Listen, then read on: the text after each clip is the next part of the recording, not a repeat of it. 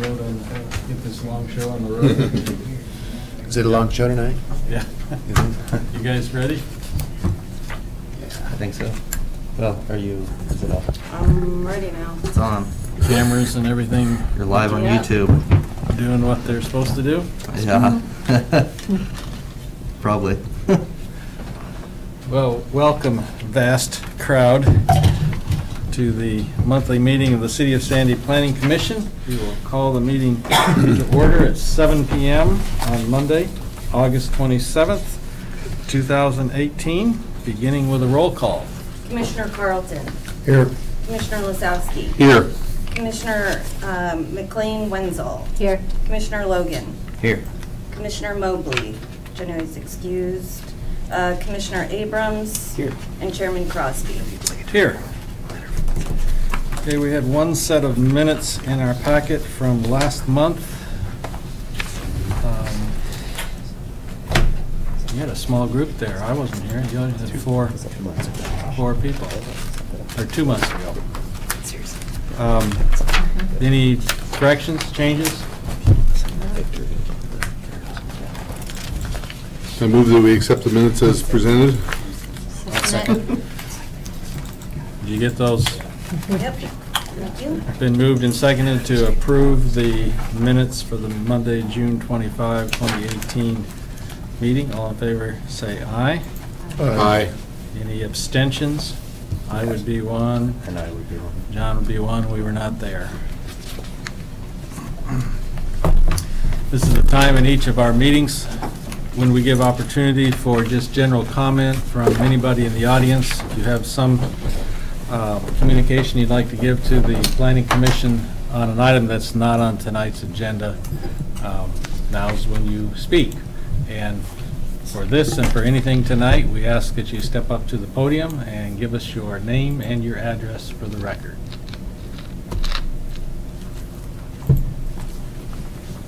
Comments for stuff tonight? No, this is the time for comments for something that's not on the agenda tonight. Okay, nothing seen or heard. We will move right into the new business. We do have 2 public hearings tonight. We will open the first one, the Bloom annexation, file number 18-026, annexation at 702. I'm going to call for any abstentions from the Planning Commission. Yeah, Kelly. It's broken. Yeah. Oh, I have something in already. We don't have it for tonight, unfortunately.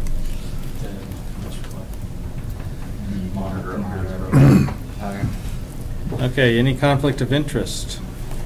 Declare. Nothing seen. Any ex parte contact to declare? Okay, nothing. Everybody's familiar with the property, where it's at and so forth? I'll call for any challenges to the jurisdiction of the Planning Commission.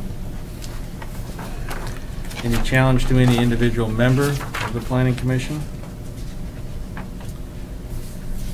Okay, if you testify, you must raise all issues at this hearing. Your comments should state why the application should or should not be approved, or include proposed modifications you believe are necessary for approval according to the standards. If you do not raise specific issues at the final evidentiary hearing or by close of the record, or fail to provide statements or evidence to allow the local government or its designee to respond to the issue, you will not be able to appeal the decision to the Land Use Board of Appeals based on that particular issue. Failure of the applicant to raise constitutional or other issues relating to the proposed conditions of approval with sufficient specificity to allow the local government or its designee to respond to the issue precludes an action for damages in circuit court.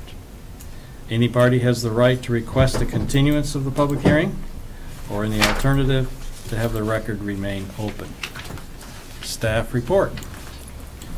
All right, so as noted, we have case number 18-026 annexation. It's the Bloom annexation. So right here, we can see the vicinity map associated with the property. For those in the audience, it's this one that you guys would have received with your notice. The yellow area identifies the parcel proposing to annex into the city. A little bit of the background, it's 12.84 acres, 0.1 acres of that is right-of-way. There's an existing barn on site. There was a single-family home, but that was removed in May of 2018. The proposed land use designation, the comprehensive land use is low-density residential. The proposed zone map is single-family residential. It's contiguous along the north side, as well as the majority of the west property line. A little bit about the analysis. It's within the city's urban growth boundary. The proposed land use and comprehensive plan meet the conceptual designations. It meets the contiguity requirements. Looking at aerial photography, it doesn't appear that any of the trees have been removed since 1997, so it would meet the forestry requirements. It is in close proximity to the flood slope hazard, or what we refer to as the fish overlay, so it does warrant some required mapping. Change in the zoning district requires transportation planning rule, or what we know as TPR, per the UGB expansion analysis and ODOT requirements. So a little bit of the recommendation breakdown is that we would recommend the applicant submit TPR findings for the reasonable worst case development scenario based upon that single family residential zone district, and pay a $1,500 fee for a third party traffic engineer to review. And that planning commission we recommend that planning commission continue this hearing to another hearing date, and the applicant waive the 120 final action rule. As you'll see, what I gave you guys, the green paper has four additional exhibits to enter into the record. We received these after we put the agenda on the internet for you guys. One of which, Exhibit K, does have a letter from the applicant expressing that they would like to request a 120-day extension, and that they understand that TPRs would be required. Additionally, staff also recommends that the annexation be continued or be conditioned on FSH overlay mapping, as well as required setbacks per 1760-30, which is the setbacks for the fish overlay.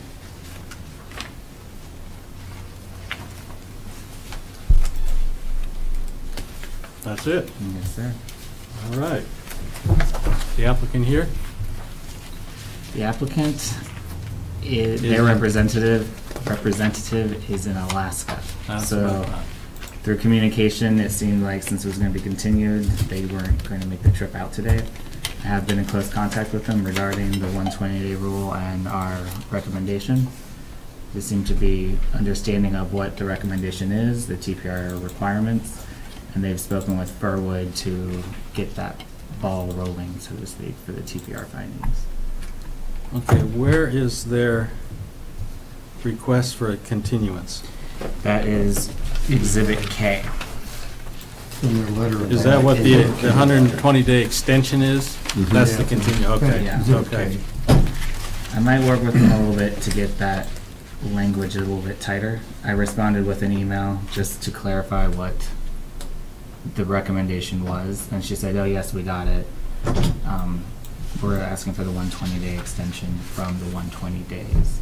So, Because we have to continue to a date certain. Yes. Oh, Do you want us to speak to yeah, that? you can.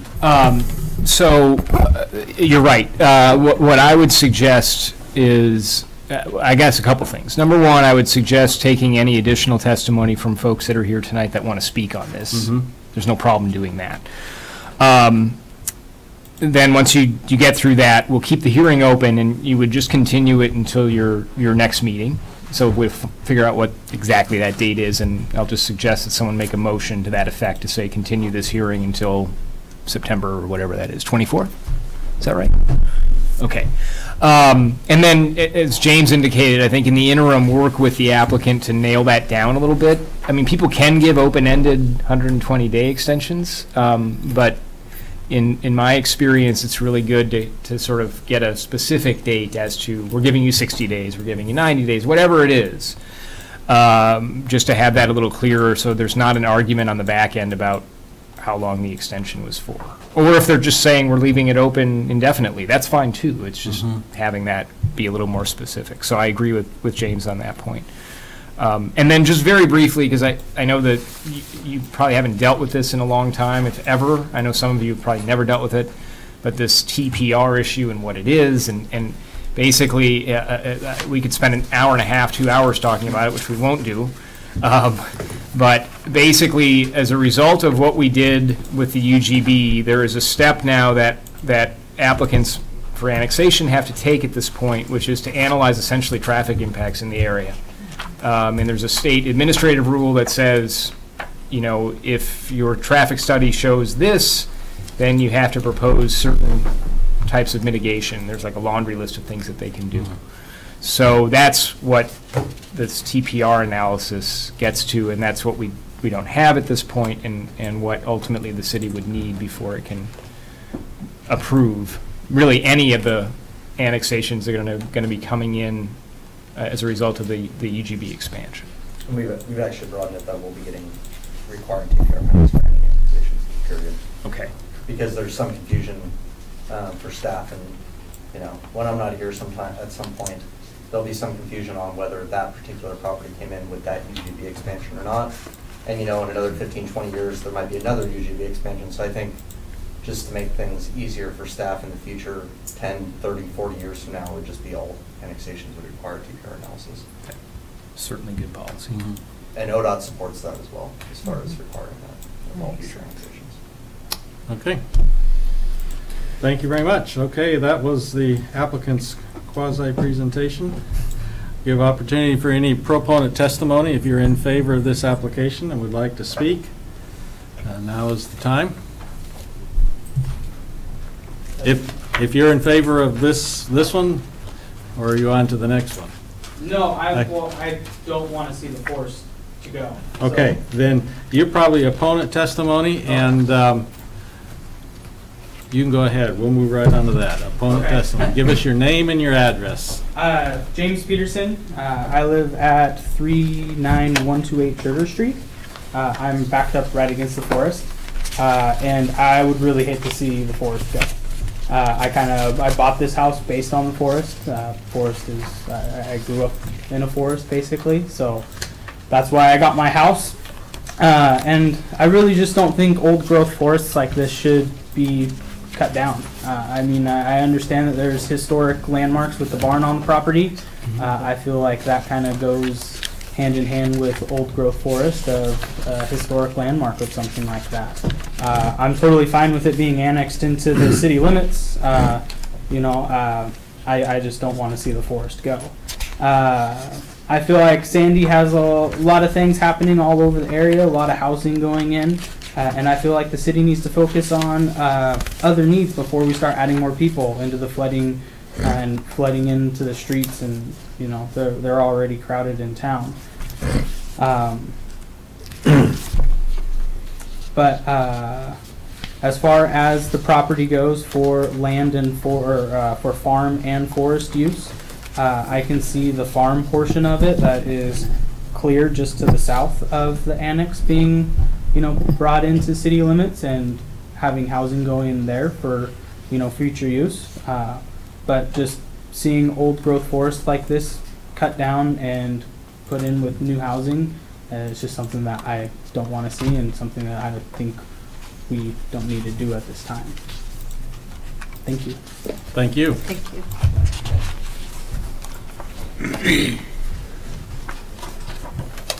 Okay, our advisor's not here. Any recap? Is there any other people that are in your a neutral testimony? position? Oh, I yes, don't know. that's right. I forgot. I got the, if you're not you're neither for nor against, then we'd just like to make a statement. Now is the opportunity. There we go. Sorry about that. My hand notes threw me off. I'm Jeff Moyer. I live at 19880 Southeast Bornstead Road. And my wife was actually half owner of the property that her and her brother kind of had a falling out. That's why it was divided. And the concern I have is it's a log house actually.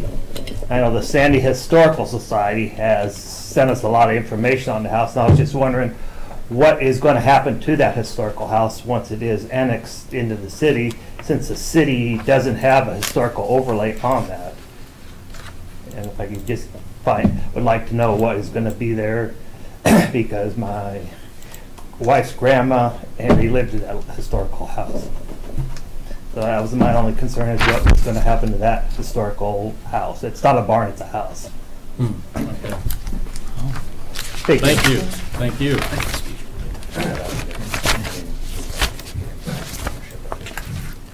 Now I think we've worked everybody. Unless you want to speak. That look of panic. Don't make me do it. All right, recap. I don't think you have that much power to make them speak. Do you? So I can just speak very briefly to the house and the historic piece. So in Oregon, generally speaking, almost exclusively speaking, it's property owner driven in terms of whether something gets onto the either the state registry, or if it qualifies, it could be on the National Register of Historic Places. So we'd have to take a look to see with the State Historic Preservation Office if there's ever been any action taken on it, but it wouldn't be something that the city ever did itself. That is possible, but I'm almost certain in this case that didn't happen. I don't think the city, there's a couple historic properties in the city, but those were driven by property owner. I think it does have some historic register significance at the county level at least, Yeah, that's. but I have no idea if at the state level it does or not. Okay. Yeah. And we referred it to the county, but I didn't get anything back from them, because I was thinking if there was any significance, they would come back with something that we would reference in our staff report, but we didn't get anything from them. But additional research obviously would be conducted at time of development to make sure that we aren't taking down any historic home. It was communicated to me that it was a barn, but I've been corrected. So additional research would be done prior to development, of course. Yeah, the Sandy historical. Can you come up to the podium? if you don't Yeah, mind? that'll Just to get you on the record. Okay. Clear And us Jeff up. Morgan, the Sandy Historical Society, I don't know if you're affiliated with them or not, they have all the information on the house. Oh, good. They sent us a complete dossier on it, tells how it was and everything else. They did quite extensive research on it. They have a lot of documentation on the house. Perfect. And I know that's locally here from they had sent us that Yeah, information. perfect. Thank you for that resource. Yeah, what I was gonna say, that if it gets tore down in the meantime through demolition permit, we wouldn't know though, Yeah. because it goes through the Clackamas County Building Department for demolition right now. Mm-hmm. And until it's annexed, it wouldn't even be processed through our department, so there's no guarantees we can really do anything as far as until it's annexed. Then even then, if it's not registered with the state, like David said, we probably can't do a lot either. Yeah, it's a bridge we can cross if we get to it, but there isn't it's a very property owner driven process. Even if something is registered, there's still the ability of the property owner to say, okay, well, whatever I need to comply with, I'll comply with, but I still want to take it down. So if they submitted a demolition permit, we would have to grant that. It may be that we have to go and work with the State Historic Preservation Office to make sure there's nothing but generally speaking, yes, people can take down, certainly at the state level, and certainly as you get down to the local level, those things can come down fairly easily, legally. So. Okay. I don't know if James was going to address this or not, but I'll address it a little bit. So through the UGB expansion process that I was very involved in, we looked at properties that could be served the easiest through water, sewer, transportation. School and bus needs were not really looked at as part of the expansion analysis. We did give opportunity for other districts, such as the fire district, to comment, but they weren't that heavily involved in the UGB expansion property. So at the end of the day, the properties that were selected for expansion into the UGB, as you all remember, were the properties that were easiest to serve for water, sewer, and transportation for the most part. We also took in properties that were larger in size, that would be more likely to redevelop or to develop. And we also looked at some other factors that I'm not going to get into here, but they're all in the UGB expansion report. land that had forest on it was not considered to have a higher or lower value as far as coming into the UGB or not. All the property that was in the UGB area or in the urban reserve area, that was private property in nature. It all has development rights and potential. So we just kind of didn't really look at if it had forest or not. That being said, there will be some retention requirements once it comes into the city that might be higher than they would be if it remained in the county. We also have requirements to keep trees within a certain distance to the top of bank of creeks and wetlands. So all of that will be analyzed in addition to the preservation of some of those trees. But Mr. Peterson's concern, many of the trees would be removed, as you guys are well aware. There would be some preserved, but a good percentage of that forest would probably be removed if they so choose to do that. And my guess is they probably would be if they're looking to develop the lot.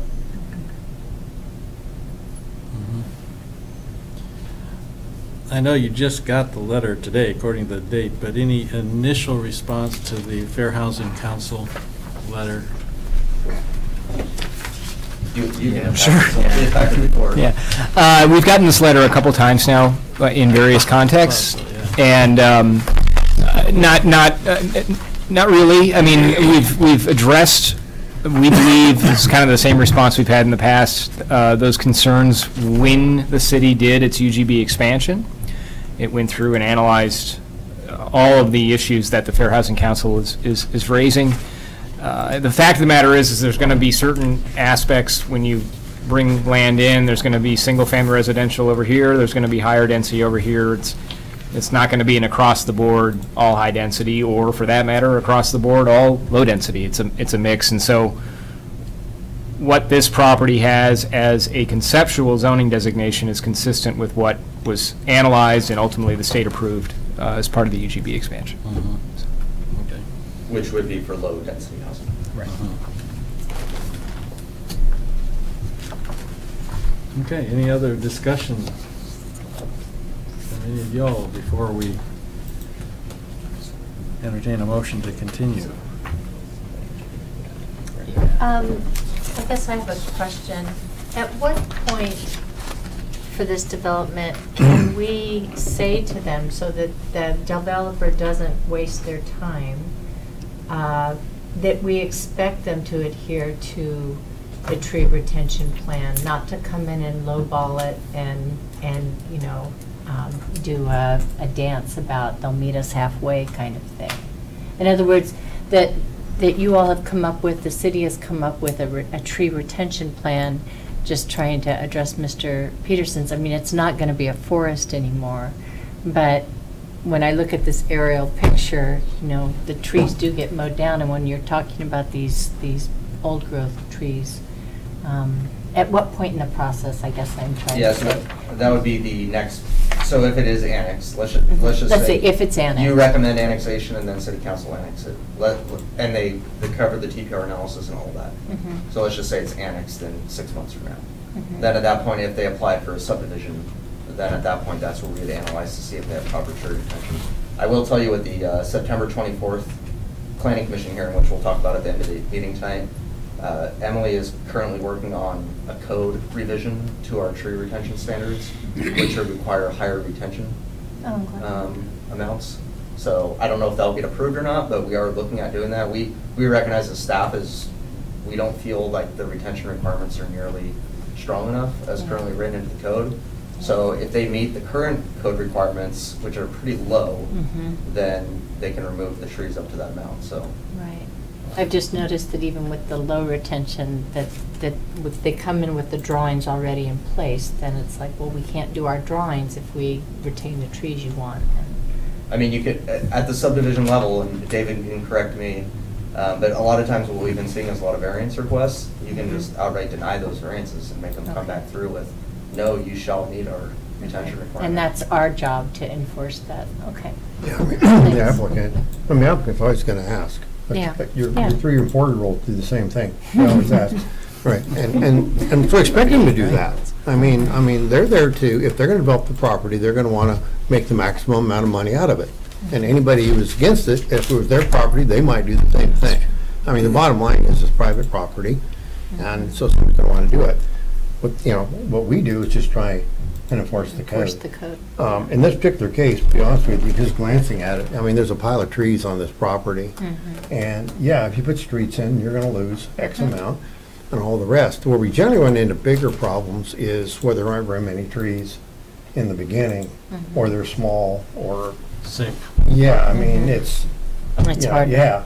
I mean, we went through one on Julesbury, you may recall, a few months ago, and we couldn't even deal with the tree retention because it was so forested, nobody had a clue until they actually got further down the road. There were so many trees. So, you know, sure, it's not gonna look like a forest, but I think the issue would not be as great here as it would have been in some of the places that we Yeah. had to fuss with. How big, I know we're not trying to solve it here, but is the fish overlay? That was indicated that, It's not currently mapped on that property. it's not. So so just to give you guys a little bit more background. So when we did that UGB expansion, as you'll remember, all those properties came into the UGB roughly 15 months ago now. And in that time, we've been slammed because the economy out in the Portland metro area has been good. Right now, we currently have a grant, finally, to redo our TSP grant from ODOT right now, to redo our TSP, our Transportation Systems Plan. So we'll be doing that. So right now, our Transportation Systems Plan only looks at things that were in the old UGB, so we don't even have anything for that. We're also doing water facility, sewer facility plans. The school district's doing a new facilities master plan in correspondence with all this new development that we're receiving. We're also underway of doing a parks master plan that hasn't been done in 21 years. So I guess what I'm trying to get to, kind of long-winded version, is that we did the UGB expansion. In a perfect world, we would have just said no more development on these new properties until we do all these plans, and then we'll, put a moratorium on development or something.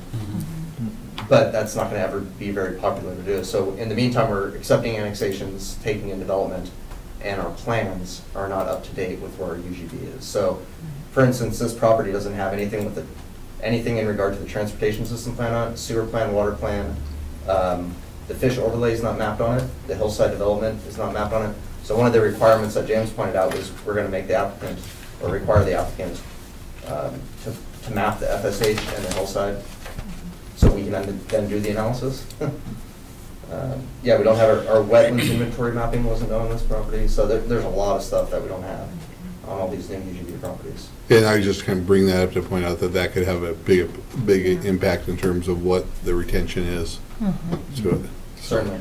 And just to point out, for the audience and then for you guys looking at your screen, just to the northwest corner right about here, that's where the current fish is currently. It kind of stops right there about here.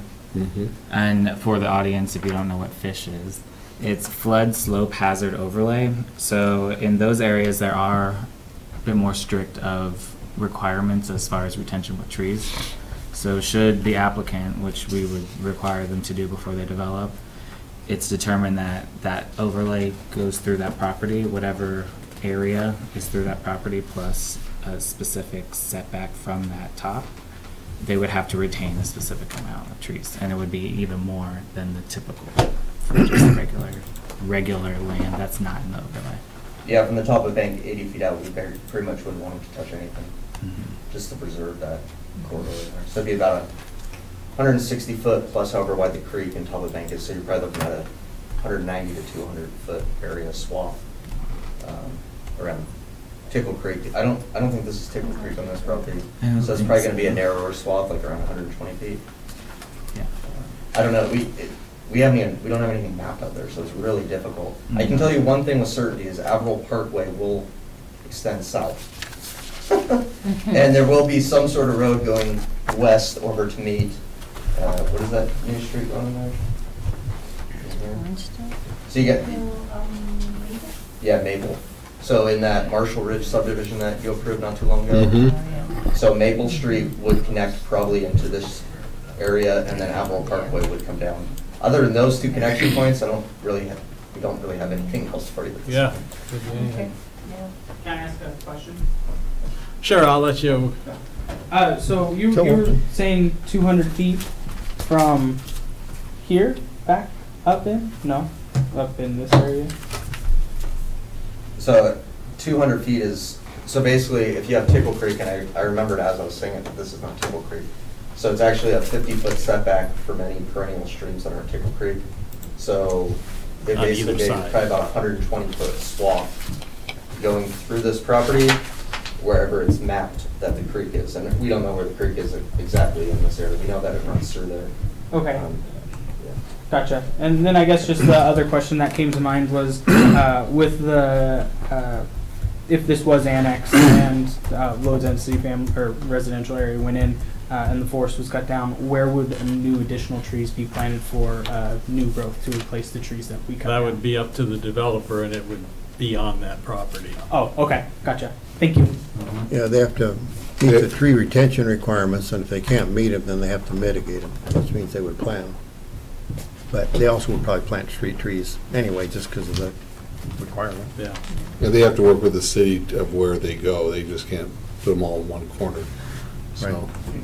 Yeah, no, I get that, but you know, with old growth forest, you know, we're still looking 200 years down before we see anything like what we see now, and I mean that's my concern. So, thank you. Okay, before, almost, we got more discussion? no, I was just gonna ask the question in terms of motion, just, do we keep it open, or James will put some wording in there? Do we just move to continue? Just, yeah, the hearing is just continued to a date certain, because you're going to hear from the applicant. Yeah, these guys gave us, got a new strategy here. They Yeah. actually gave us the motion. We Yeah. can amend a little No, bit. So we gotta they're change it. catching on to We us, gotta change it. But making it a little bit easier for us. That was an initiative by our city manager just to get something. yeah, I've seen that done for other nonprofit boards, and I really like it. So we leave it My open, question right? is, though, for the September meeting, is there room on the agenda? Okay. You mean if they come back with PPR analysis and we have to hold a hearing? Yes, My guess is that you're probably going to open it and then continue it. for another continue it day, again. Because that's only like 4 weeks from today. Uh-huh. And to get a transportation engineer on it, then to get our transportation engineer to comment on it and ODOT to comment on it, get all that into a new staff report by the 17th of September. Ain't Probably gonna not gonna happen. happen. Okay. So, But it keeps 120 days going, right? So, yeah. So we'll hold it, but it's probably just going to be, let's continue again to the October meeting. So for the continuance on it, we don't need to put in the $1,500 fee, et cetera, for that motion. We just make a motion to continue. That's correct. It's Okay. just a matter of continuing the hearing. Does the motion need to reference anything about the applicant requesting the extension? No, that's in the record. That's in the record, So- okay. Then it's a simple motion. Yeah. Okay. I make the motion to approve the continuance till the September 24th meeting, or the next planning commission meeting, for file number 18-026, Bloom annexation. I second that. Been moved and seconded to continue this public hearing to our meeting on September 24, 2018. Can I make one comment before we vote? or Yeah. Out of order. I just wanted to mention one thing, and I'm reading, Exhibit J, which I appreciate everybody who writes in. And I just wanted to comment on the first couple of lines, because there are some things that, we as a planning commission can't deal with or whatever, and they are the public perception. It starts off by saying we were told when we purchased the home that the green space would never be developed, and, whoever said that or whatever, I mean, they can say that, but unless it's some legally preserved, whatever, that's it. So, I'm fortunate that was the impression that folks may have had when they purchased Yeah. it. That's what my concern, because all the rest of it, I understand, it's people's feelings and statements, but, we can't deal with the first two lines. Right. And, Yeah, we've heard it before. It's unfortunate that people get told that when it's not true. Okay, we'll go to a roll call vote. Commissioner Carlton. yes, Commissioner Lasowski. Yes. Commissioner McLean Wenzel. Yes. Commissioner Logan. Yes. Commissioner Abrams. Yes. Chairman Crosby. Yes, motion carried. We'll see everybody next month on that one. dabba dabba dabba doo. We don't need a break now, do we? Keep it rolling, Joey. Yeah. Go. Yeah, head of steam. Oh, heck, we got Monday Night Football, we can maybe cancel our back in. Yeah. Is it that time again? Either that or my wife will run out of Pickers episodes and want me home. Okay. All right, well, at 7:35, we will open the next public hearing. This is the Sandy Community Campus right-of-way vacation. That's what I wanted. I like the name. Go on Yeah, me vacation. too. File 18-029. Shorten and sick leave. Any abstentions from the hearing body? Any conflict of interest?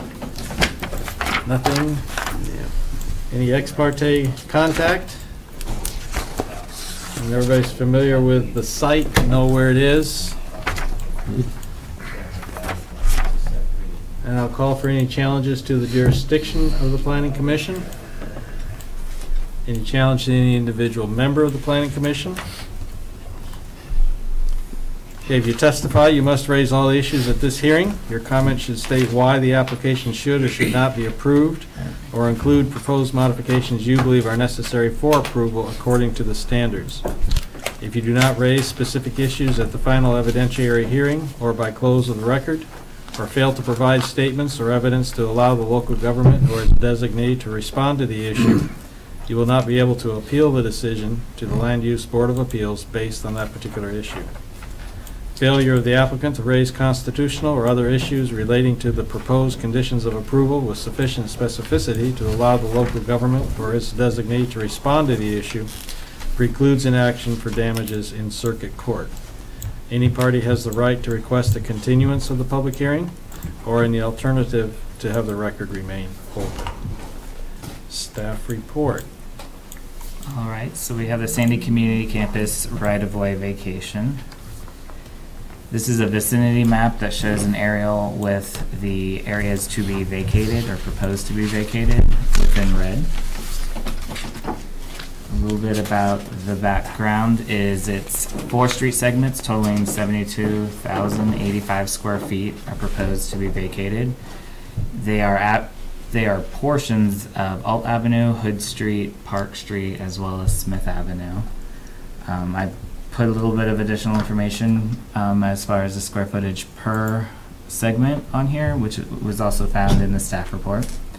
Historically, this land or right-of-way was part of the Sandy Grade School and Cedar Ridge Middle School site planning, even though it was technically public right-of-way.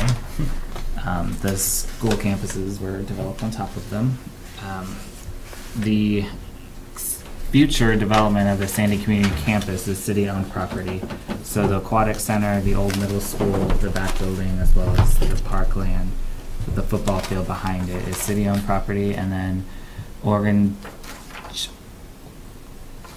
Trail School District, clearly I'm having issues tonight, owns the Sandy Grade School as of right now, so it's only those two parties, the city and Oregon Trails School District, that would be affected by this vacation. Regarding the analysis, our Sandy Development Code doesn't have criteria for vacation, so we were looking at the Oregon Revised Statutes, Chapter 271, and analyzing it based upon that. There are 3 subsections that are applicable. 110 is notice of hearing, which was met because we posted in the Sandy Post on August 8th and 15th, as well as put signs on the property at 2 different locations on August 9th. Subsection 120 hearings is being met currently because we're holding a public hearing right now on the 28th of August, as well as there's a tentative city council meeting for September 17th. To follow would be an ordinance to approve. Subsection 130, vacation of city governing body's own motion. We were the entity that made the motion to vacate this property. We are in communications with the superintendent from OTSD, as well as one of the requirements is that the streets being vacated are perpendicular or parallel to each other, which all 4 segments are. And then while there is no ordinance of approval right now, there would be after City Council approves it, should they approve it. So it is hereby recommended that Planning Commission forward this to City Council with a recommendation of approval. Okay, and since you are the applicant, we'll just go and give any opportunity for anybody that's sitting at home watching us on TV that can make it here in about 30 seconds for any testimony either for or against. And we see nothing and hear nothing. And I don't believe we'll need to do a staff recap. Or Yeah, if you- we're basically just trying to clean it up so Yeah. that at some Yep. point there won't be right away through it, and then there's a ton of legal lots in here also that were platted with like Sandy's first edition, whatever, Sand Land Company's first edition Yeah. or something. So basically, whenever properties are redeveloped, we make them consolidate all lots, get rid of old right away, and that's because the state building code doesn't allow you to cross lot lines with buildings, and by code, we would actually And right away. require. Yeah, Yeah. right away.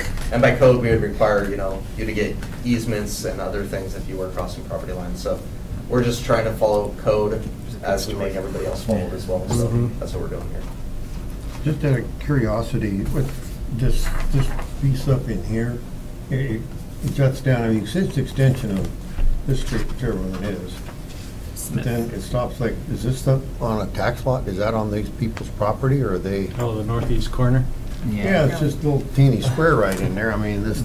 The right-of-way actually extends further south to Hood, but we're gonna leave that part. Their home was, or their garage has been built, and if you go to the site, you can actually see they're accessing their garage through the right-of-way. But So they just don't own that historically, piece. over time, it's progressed into what it is now, and we're not gonna mess with that. So they don't own that piece. The city does. And the other problem is once you vacate right away, then half of it it gets split essentially. So if we were to vacate that portion, they would get 30 feet of right away there. And we don't really know with the Sandy Community Campus planning how we want to use that right away or property yet, so we don't want to vacate anything that maybe we Okay. actually might use. Looks like the Yeah. house might just be kissing the property line too. It is pretty close. We haven't had it surveyed, but I think. I don't it's think they got their side That's what setback I on thought. that place. Yeah. But what's the difference? They built the whole grade school right on top of a city right away, never vacated it, so I mean, who's paying Well, it's attention to unique. If you it look at the grade Exactly. school, they actually vacated that section of Hood, but then when the middle school and the aquatic center came in, they failed to do that. Yeah, I mean, I think the biggest problem is right there, and at the end of the day, if he ever wanted to sell his property, Yeah. Who? who owns that house? 39125. The house right here. Got it. You look at the black line. Yeah, so actually, just an interesting thing, north of the grade school, the Oregon Trail School District will get 30 feet of that Park Street right away. By law, it will revert to their ownership. And then on Alt, down by Pleasant, they'll get some of that. But James is working with Kim and the superintendent to do a land swap, so we'll get it back in the end, most likely. Next step is going to be to do a replat, so as you can see, the school's already pretty good right now with one lot. We're going to consolidate all of ours into one community campus, so it'll be one parcel, with the exception of the two that we just annexed, which is half of the football field and the property to the west of that. That'll remain parks and open space in the highways currently. Very good then. Anybody want to listen to staff rebut themselves? Might be fun to watch. Okay, we'll just take a motion to close and then we can do. I move we close the public hearing. Second. Been moved and seconded, John, to close the public hearing at 7:43. All in favor say aye. Aye. Okay, we are closed. We'll go right to the motion. And I believe this time the one that's been suggested will work. Okay, I'll make the motion as written in the staff report.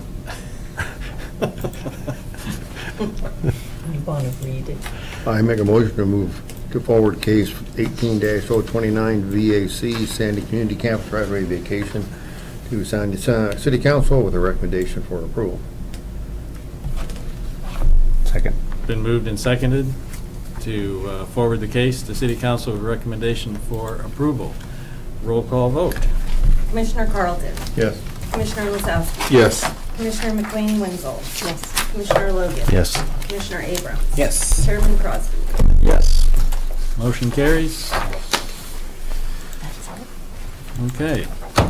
Anything else for us? Yeah, the only thing I want to, I don't want to hold anyone tonight really, so I'm not going to really go into this one. But so we got the September 24th PC meeting, and then we'll now have this Bloom annexation continuance, and it's also going to have some minor code updates, and then a little bit to look at for the urban forestry section.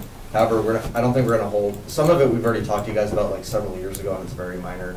And I think instead of a work session, and because we don't have anything else yet for that hearing, we're just gonna do it basically in a meeting. And if you guys adopt all the sections, we can do it that way. If you decide that you need more information, say on urban forestry, we could always bring that back through with a different ordinance or something and move forward with the rest of the code amendments. So we'll just see how that goes, but I don't think it's gonna need a ton of work as far as thought put into it, as far as like a work session would typically be required for. We have a lot of other code amendments that we want to do that I think we need to bring back before you guys have a work session. But these ones we were just trying to expedite. And too. yeah, I like it. James over here. So I think we're just going to bring them to you guys in September and then see if you like them and go forward with it. The other thing I just wanted to bring up real fast was in October, the meeting would have been or would be on October 22nd. So if we do have a meeting that month, I want to potentially push it to the 4th Monday of the month, due to some, mean or the the 5th? 5th Monday of the month, thank you. Due to some conflicts with staffing on the 22nd. That actually helped me out. Yeah. Yeah, that's fine. That's my birthday, and I I was know. going to be here, so And I might be gone also actually on vacation, so. I should probably request They it. give you way instead too of much the 22nd, vacation, I can it see would that be right the now. 29th, yeah. Okay. So if that works for everybody here, then I think we would just make that on the 5th Monday of October and put it on the 29th. Yep, I put it down. I'm sure Mr. Mulvey agreed. If he's assuming he doesn't recuse Speaking of himself. those, can we get those on the calendar on the website? The city council meetings are on there, but I don't see the planning commission meetings on there. Can we just get them posted? Yeah, 'cause future ones. at first, we future weren't ones. sure that we were gonna do an August one, so Okay. that's why that one wasn't up there, and it's a new system. But Yeah. yeah, I'll get I mean, those. we could So, put yeah, the- that, it'd be great. No, what I can also do is I already have a meeting it's just a reoccurring meeting invitation for staff, and what I could do is just include you guys on that. Yeah. All it says is planning commission on this date, that's all Yeah. it says, and I could just include Just all your put that emails on in. there. Mhm. Yeah. Yeah, but the reason And those- just so the public knows, more than us. I mean, you tell us and we can put it on our calendar, but. You know, I think it'll be there. The reason the city councils are there is they have a schedule, they always meet, just bang, Yeah. bang, every 2 weeks. Yeah. We don't. We don't. So we can always put our scheduled 4th Monday down, but, you know, then you'd be. And then change it. Yeah, we tend not to do it until we know we got a Yeah. meeting. Got it. But yeah, it's well noted, it should be on the website, Yeah. so we'll make sure it gets on there. Thanks. And not to jump ahead, but I am, on the tree retention, I mean, it's more of a, I'm sure you guys have thought about it, but with the size of the lots, you know, and then requiring trees and placement of houses, et cetera, I mean, it's great to keep them, but then at the same time, you weaken, they're so weakened by other trees taken down around them. I mean, it's, how would you put it, putting out false hope for homeowners on, I mean, I don't want to see them all taken down, but it really is, as Don would say, a slippery slope Yeah. of how do you do that, and pick and choose on those. I mean, I'd be really interested to see. It's a great goal to meet, but with 7,500 square foot lots, Yeah. et cetera, and I don't know. Well, the bottom line is that's why you have arborists, that's why, you know, when you plan, you put that yellow stuff or orange, whatever it wants to be around them. You try and protect the root base. And we all know of examples where doing that hasn't worked. And, you know, the trees die within 2 years after construction, and so they were pumped on somewhere at the end of the day. But, But you're But But right. there's, you know, we there's live in the also, west side of Oregon, it's forested. Before we were here, I couldn't see from me to you. Okay, so, I mean, that's just the way it's gonna be. And when we have land right now that doesn't have trees on, it's only because it was already cleared and it's been in agriculture, right? So, if Sandy's gonna grow, we're gonna be, managing trees to the best of our ability, so. Yeah, you'll see some ideas that we have out there. I mean, one of them is just the 7,500 square foot lot example is not working. We're removing all of them over time.